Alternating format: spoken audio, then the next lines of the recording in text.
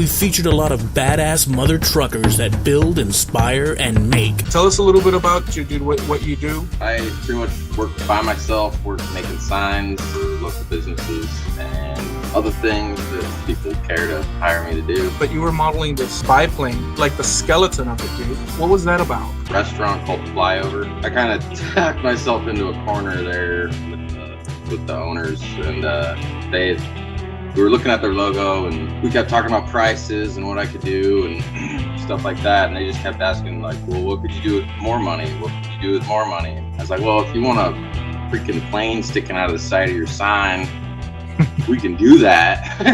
And they said, well, how much is that going to cost? I was like, I don't know, like $10,000. They're like, okay, let's do it. All right. Okay. Oh yeah. All right. Let's do it. And then on the way home, I was like, "What the hell did I just agree to do?"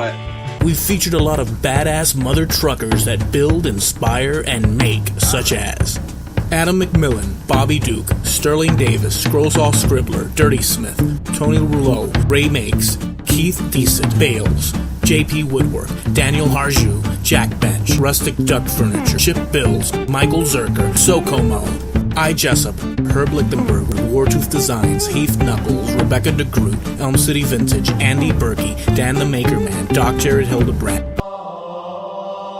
Northside Custom Craft, Make It Sof, King's Fine Woodworking, 5x30 Woodworking, Mark Lindsay CNC, Works by Solo, Brett McAfee, Al's Hack Shack, Carl Jacobson, Charles Deering, Javi's Woodshop, Miter Mike's Woodshop, Temple Boy Turnings, Waylight Creations, Awesome Wood Things, Man Crafting TM, retro shirts and standard shirts available. Check out the description.